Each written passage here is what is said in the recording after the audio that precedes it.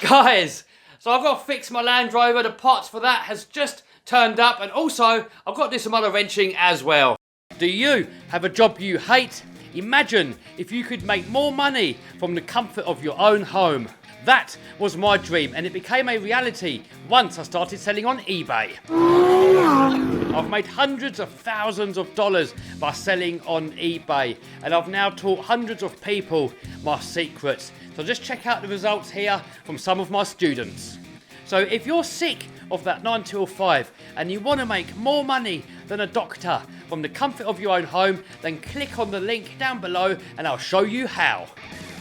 So here's the part that I just got from my Landrover. I'm hoping this is the problem. I had a diesel leak, so hopefully that's going to fix it. And then I've got some parts here for the armours. Just had these awesome looking 7075 shock towers turn up from M2C Racing. I'm going to put these onto my Kraton. I mean, these are like pure beefcake. Look at that. That's what Rich Stuperbash says. That's not going to bend, is it? I hope not, anyway. And then I've got these different standoffs to put on, and these take a 4mm bolt because these are prone to breaking off on the armours, so hopefully they're going to be alright. And then I've got some shock rod end sets. These are off of a Armour Nero, and I'm going to be putting them onto the Kraton as well, just to see if they fit. And then I'm going to order another set to put onto the Notorious, if they're strong. And then I've got this dirt cheap little drift car just turn up. This thing's stupidly cheap. I'm not really sure if it's hobby grade or toy grade. I thought it was hobby grade. It looks hobby grade from the top, but then looking at it sort of from the side, it looks quite toy gradey. So, and it's supposed to be a drift car. Although, I don't know, the tyres don't look that drifty. So we're going to have a look at that as well. Anywho, enough waffling. Let's fix the Landrover. So this is the bolt for the diesel return into the fuel pump, and it was leaking. So I thought I'd tighten it up tighter and snapped it off. So now I have a new one to fit.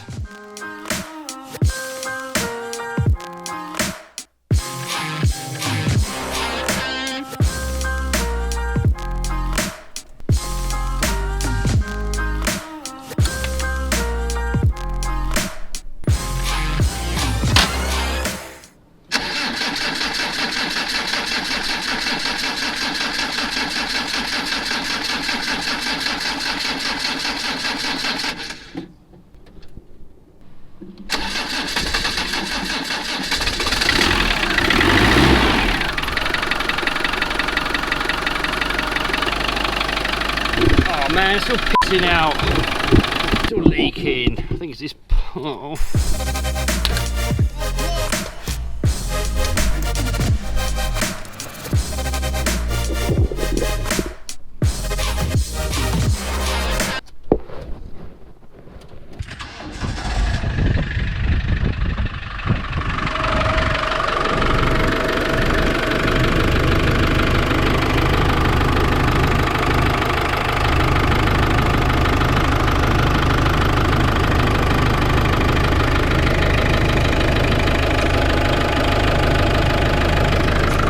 Oh man, still broken. Luckily, from that GoPro footage, I could see where it's actually coming out of.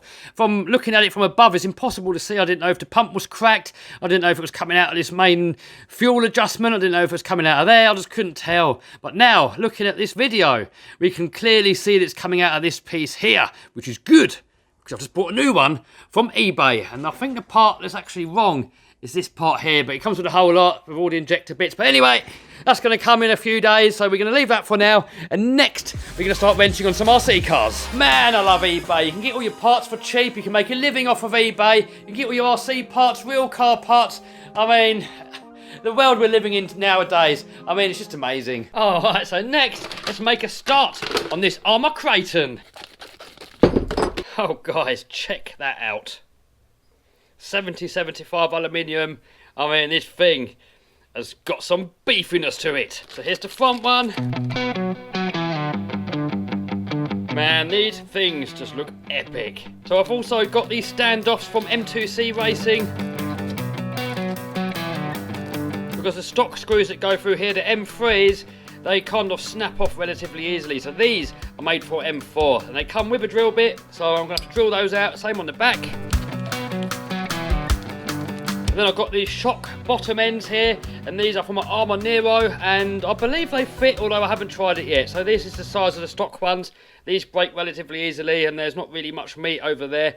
So hopefully these are going to go straight on. It does come with another set of these bottom cups, so hopefully there's going to be stuff in there that's going to make it work. So anyway, I'm going to time lapse it and then we'll put you back on when it's all fitted.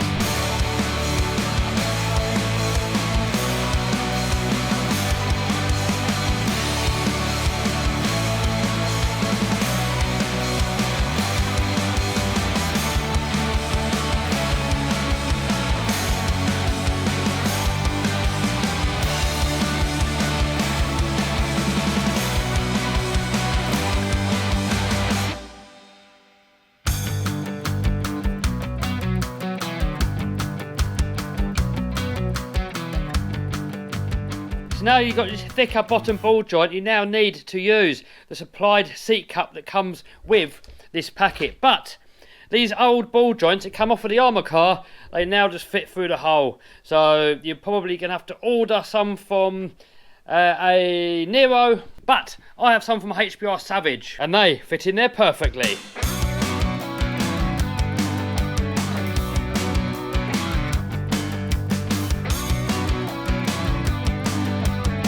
There we go, all mounted back on. This bottom one, the HBI ball link at the bottom, was a little bit wider than normal, so it was a bit of a battle getting that in, but I found it a bit easier on this side. I've got a screwdriver, flat bladed screwdriver. Well, I've done it with a shock off, wedged it in there, give it a little twist, open it up, and that dropped in a lot easier. So next, let's put on the back tower.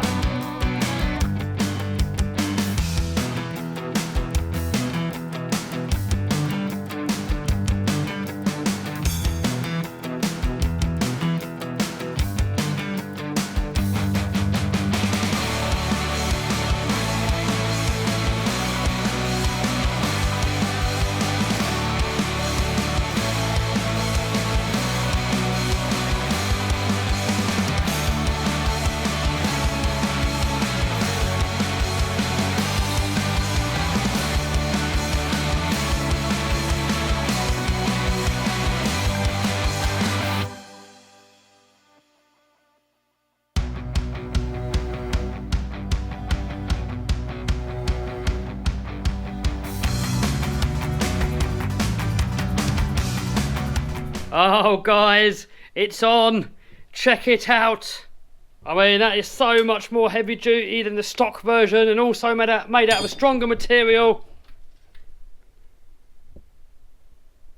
The only trouble is this servo kind of died on me last time I took it out, so I'm just waiting for a new servo to come and then we're going to be back in action. So massive thanks to Mitch from M2C Racing for supplying those parts. There's going to be a link down below if you want to know where we can get those parts from. Alright, that's enough wrenching for one day, so let's crack open the drift car.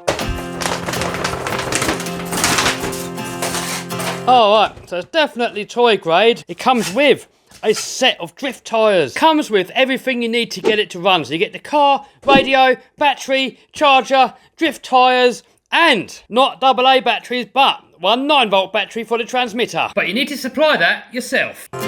Man, this thing is such a rip-off. Really? Really? Really? Really? Really? There it is, charging up on a USB port, and when it's done, we're going to give it a blast. Actually, while it's charging, let's have a quick look inside. So the body's held on with 4 body clips, like a hobby-grade car, but then, when you take the body off, there's not really anything that you can do. Now, I think I'm going to lower the body posts, because they are adjustable, because when we look at this, it is quite high up. And the chassis look is really low to the floor, so I think it's going to look better. We can drop that down a little bit. Also, I think it's got a bit of trickery going on. Because look, 4-wheel drive, locked rear diff, locked front diff, but I think it must have some kind of a one-way bearing in there, because you turn it that way, look, the back wheels turn, then I'll turn it this way, and the back wheels don't turn. So maybe that's so you can do like handbrake turns, I don't know. But anyway, we're going to let it charge. I'm going to put the body down a little bit so it sits a little bit sleeker, and then we're going to give it a blast. I wonder if it's going to be any good. But it is dirt cheap, so I don't know really how much you can expect. But I'm going to put a link to where you can get one from and all the technobabble down below. It's a good world. Ah, it's looking better, but I think we can still bring it down a bit lower. That looks much better. All charged up, so to get it to work, all you got to do is plug this into there. Oh, look, we're on. Radio on. Car on. and we're in action. So it's all on or all off. Steering, the same, all on or all off. All right, let's see what it's made of. Look at all these crazy lights going on. Oh. So this is with the grippy tyres, and it does have quite a lot of grip. All right, see how fast it goes. Oh, so you can do handbrake turns, look. All right, let's try it in the workshop.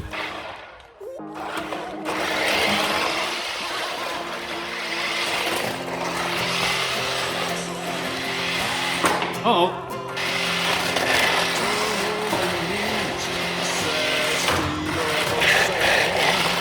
So next, let's try it with the drift tyres. So they just slide off. Drift tyres slide on. Alright, they're quite tight, so you have to work your way around and just wiggle them on. So I'm going to do that to all four, and then we're going to give it a blast. A little trick to help get them on. I'll just get a pair of mole grips, work your way around, and just keep putting them on bit by bit. Alright, there we go, all mounted up. So now let's see how well it's going to drift.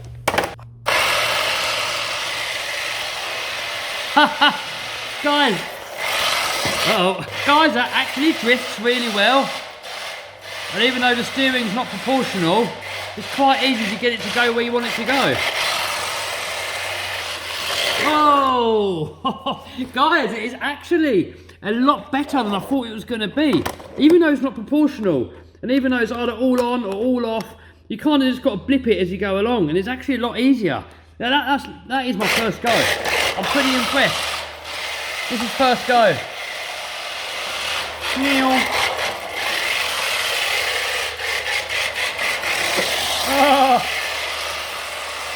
Alright, I'm going to build a little track, because this is actually more fun than I thought, and it's probably actually worthy of its own video. I don't know, but let's try it on the carpet, and then we're going to build a track. On the carpet. Oh, and it drifts on carpet too. Oh.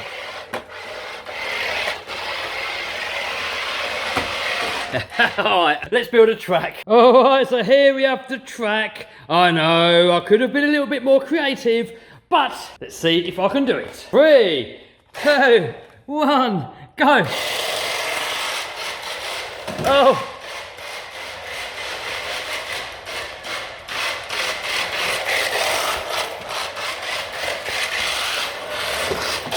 Oh, where's he gone? Where's he gone? Oh, there you are.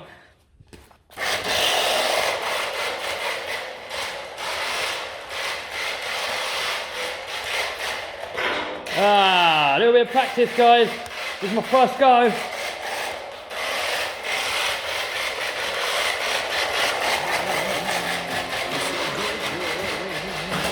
Alright, so I'm going to set my camera to slow motion, and I'm going to try and make it look cool. Alright, here we go.